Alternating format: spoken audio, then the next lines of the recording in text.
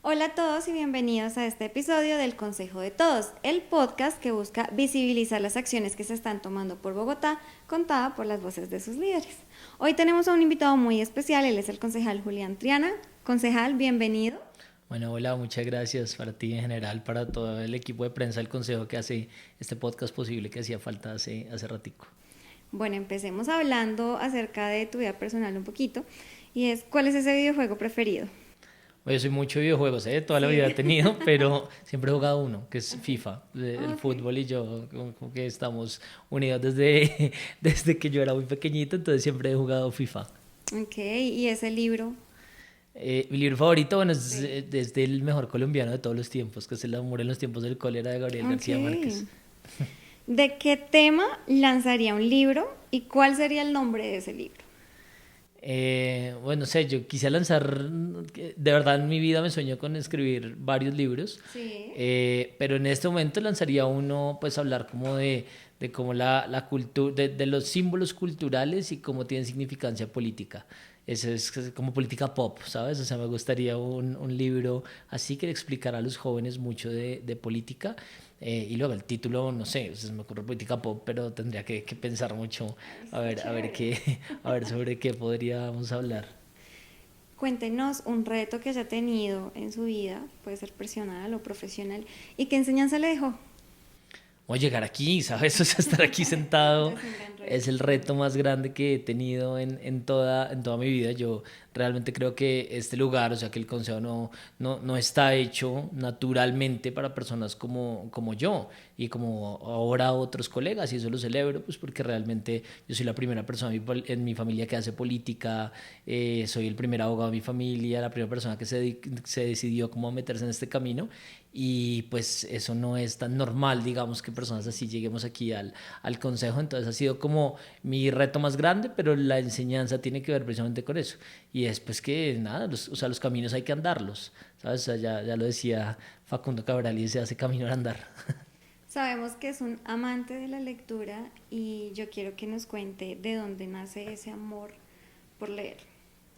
Sí, yo, o sea, leer es lo que más me gusta hacer en la vida, pero aparte de leer es como lo que me cambió a mí la visión que yo tenía de muchas cosas en la vida. Entonces nace por mi mamá. A mi mamá le gusta mucho leer libros, y desde que yo era pequeño supo llevarme de la mano como por eso es que me iban a gustar a mí. O sea, no sé, yo comencé a leer Tintín, ¿no? Y cuando Sí. comenzó a leer Tintín, y cuando leo El Principito tantas veces, y cuando comenzó a leer novelas latinoamericanas, a mí como que me comienza a gustar el hábito de leer. Pero luego yo creo que quien lee libros es capaz de entender que otro mundo es posible, porque tienes otros mundos en las manos. Y quien es capaz de pensar que otro mundo es posible, se quiere meter a la política, porque la política no es otra cosa que un intento de cambiar el mundo, ¿sí? Luego unos lo lograrán más que otros y demás, pero la política es eso. O sea, quien se mete en política se mete porque tiene una visión del mundo que quiere contarle a los demás, casi parecido a quien escribe un libro, ¿no? Entonces yo creo que eso es lo que me dejan los libros. Bueno, entremos en materia y precisamente hablando de la lectura, yo quiero que nos cuente qué es y qué ha trabajado desde la bancada de la lectura, que de hecho es la primera referente a este tema aquí. Sí, mira, cuando yo comencé a hacer la campaña al consejo, yo era edil en la localidad de Fontibón, fui edil, fui mi primer cargo público edil en la localidad de Fontibón los 4 años anteriores, Sí. y ahí me centré mucho en el tema de los libros. ¿Y qué logré hacer? Logré dejar una nueva biblioteca pública para mi localidad, que es la número 32 de la red de bibliotecas públicas de la ciudad. Entonces, fueron 4 años pues pedaleándole al tema, y logramos dar una biblioteca que hoy impacta la vida de miles de personas, que tiene más de 14.000 libros. Cuando yo me lanzo al consejo, yo le cuento a todo mi equipo, a mi familia, pues que yo quería hacer una campaña alrededor de los libros. Pues primero me tildaron un poquito de loco, ¿no? Es una sociedad donde la gente cada vez lee menos, donde los Sí. libros no sé qué tan popular son para conseguir votos en política, y yo creo que soy una persona terca como por naturaleza. Yo realmente veía que esa era una causa que tenía mucho para explotar políticamente y para trabajar. Entonces nuestra campaña del Consejo de Bogotá se llamó Leamos Bogotá, y nos fue muy bien, o sea, realmente nos fue muy bien y llegamos acá con las banderas de trabajar por los libros. Entonces creamos la primera bancada por la lectura y la escritura en la historia de este consejo, en donde nosotros lo que hacemos es agrupar a quienes componemos la cadena del libro. Y compone la cadena del libro quien los escribe, quien los edita, quien tiene un emprendimiento, una librería para venderlos, quien los lee, quien monta un cafecito o un lugar para que la gente vaya a leer libros, quien crea contenido de libros, ¿sí? La cadena de libros, digamos, es una cosa larga y nosotros agrupamos a la cadena del libro en esta bancada por la lectura, desde la cual ya hemos hecho varias cosas. Tuvimos un espacio en la Feria Internacional del Libro de Bogotá, logramos dejar 8 nuevas bibliotecas en el Plan Distrital de Desarrollo de la ciudad. Como edil logré poner una y ahora hay 8 nuevos espacios lectores que va a tener la ciudad en este cuatrenio. Hay una inversión, va a haber una inversión histórica para las bibliotecas comunitarias que también hacen parte de la bancada. Entonces, realmente es un montón de cosas los que agrupa el tema de la bancada y hasta ahora vamos en el primer año. Yo espero que los otros 3, por supuesto, puedan seguir dejándonos victorias. Súper. ¿Y cuál es esa influencia y ese impacto que tienen no solamente la lectura, sino también toda esta red que se está construyendo alrededor de ella para los ciudadanos de Bogotá? Bueno, mucho. Yo creo primero que una ciudad que lee más libros es una ciudad que se deja meter menos los dedos a la boca, es una ciudad que toma decisiones no solo más críticas, sino mejores decisiones. O sea, yo además hice mi tesis de maestría en todo lo que tiene que ver con las brechas de acceso a la lectura en la ruralidad de Bogotá. Te puedo decir varias cosas. Por ejemplo, cuando la educación en este país, en Colombia, el paso pues, de la educación media a la educación superior, tiene tantas veces que ver con una prueba de estado como el ICFES, ¿sí? Y el ICFES es una prueba que premia sobre todo las capacidades lectoras. Un ciudadano que desde pequeño esté acostumbrado a leer tiene muchas más posibilidades de tener un mejor futuro, de acceder a la educación superior, por ejemplo, becado, porque le puede ir mejor en el ICFES que a un ciudadano que no. Luego, hablar de la lectura no es solo hablar pues de los intelectuales que se quieren sentar a leer, no, hablar de la lectura es reducir las brechas de acceso a la educación, es reducir las brechas de acceso a la información que hoy es todo y aunque uno lo crea o no, hoy vivimos en la sociedad que más lee en la historia de la humanidad por una razón y es porque escribimos mensajes todo el tiempo, leemos y escribimos mensajes todo el tiempo, ¿sabes? O sea, eso no pasaba años atrás. Y por eso hoy es tan importante hablar de por qué es tan importante, valga la redundancia, escribir y enseñar a leer libros. ¿Cómo las nuevas tecnologías pueden apoyar ese crecimiento en la educación y en la lectura y en toda la cadena? Bueno, primero, hoy la información está en la red, hoy la información está en Internet y por eso también es importante reducir esas brechas de acceso a la tecnología.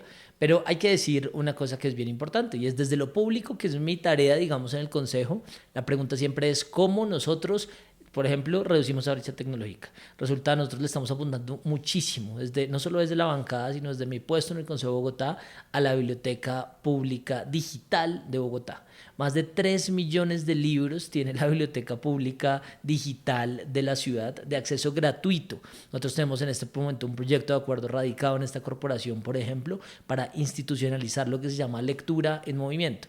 Y son los códigos QR que están en Transmilenio para que la gente pueda acceder de manera gratuita a 3 millones de libros. También queremos que estos temas pues, de la red de bibliotecas pública digital de la ciudad se extiendan a los salones comunales en toda la ciudad, que se extiendan, por ejemplo, cuando vas a hacer una vuelta que puede ser engorrosa con el distrito, no sé, a pagar un impuesto, hacer un trámite en una comisaría, ¿sí? En una inspección de policía, que tenga la posibilidad de colgarte un código y acceder a esos 3 millones de libros gratuitos, repito, gratuitos. Es que hoy cuando la gente escucha esta información y la conoce, luego accede. Pero, por ejemplo, le digo a la gente, yo no sé cuántas personas sabían que se registran en la red de bibliotecas pública digital de Bogotá y pueden pedir los libros que quieran, se los llevan hasta la puerta de su casa y luego los recogen cuando ustedes terminan de leerlos, gratis.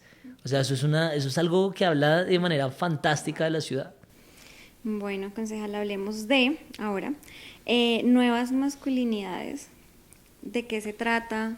¿Cómo ve Bogotá en esta materia? ¿En qué se está trabajando? Bueno, mira, igual que los libros, yo creo que de nada sirve que lleguen personas nuevas a la política si los debates siguen siendo los mismos de siempre. Yo creo que cuando llegamos personas nuevas también tienen que llegar nuevos debates. Y yo propuse unas cosas en la campaña y propuse hablar de libros, pero propuse también enfrentar, digamos, la crisis en materia de violencias basadas en género que hoy tiene la ciudad. Pero resulta que la forma como yo puedo enfrentar eso es desde la forma como yo habito el mundo. Y yo habito el mundo siendo hombre, ¿sí? O sea, siendo una ciudad en donde soy hombre. Luego yo respeto completamente, por ejemplo, las luchas feministas que han dado tanto en América Latina, en Colombia, pero no es mi lugar el feminismo. Mi lugar es la masculinidad. Y yo reconozco que a mí me criaron, y en general las personas que crecieron en mi generación un poquito menos, en la de mi papá un poquito más, en la de mi abuelo mucho más, y así vamos a ir caminando por la historia, que crecimos enseñados en un modelo de masculinidad que es perverso, que es tóxico, que es muy negativo y que es muy violento.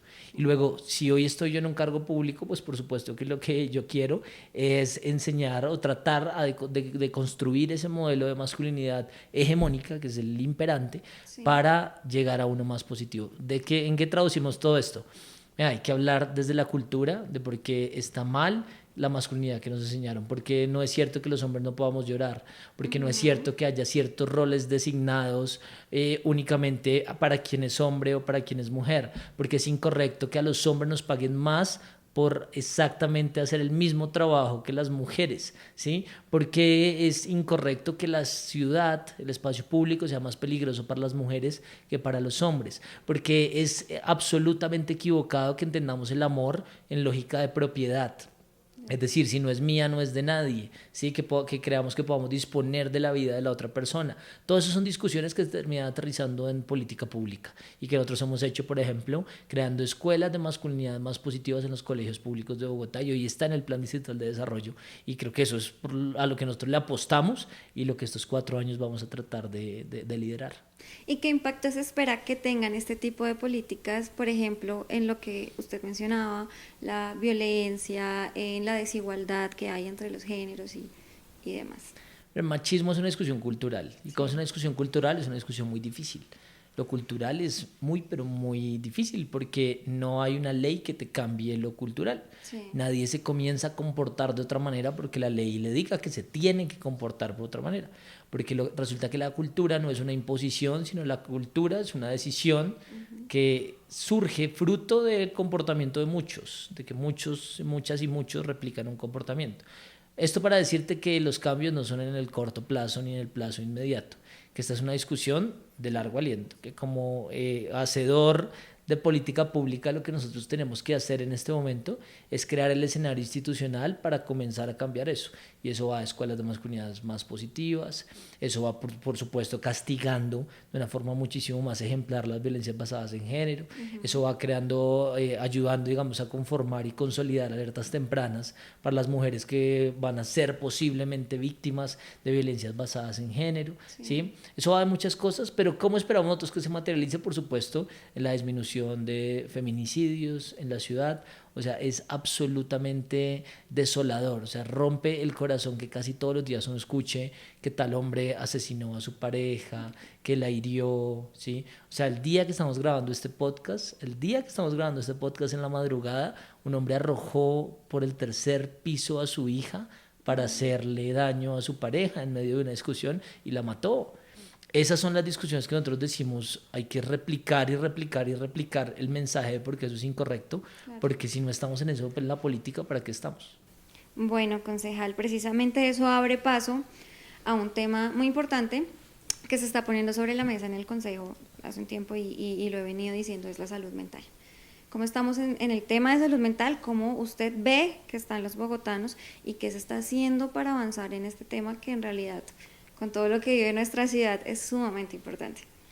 Bueno, como estamos mal, y eso es desafortunadísimo, sí. Por supuesto, decirlo, pero también hay que decir que no estamos mal simplemente por el hecho de ser Bogotá. O sea, es una discusión mundial, sí. Que viene desde la pandemia, en donde comenzamos a hablar nosotros de salud mental, y mira lo que yo te decía ahorita de lo cultural. Si la salud mental hoy es una discusión, no porque hayan comenzado a salirle nada, porque la cultura nos ha llevado a decir, pucha, ¿Qué de mi salud mental? O sea, ¿qué es eso de la salud mental y preocuparnos por eso?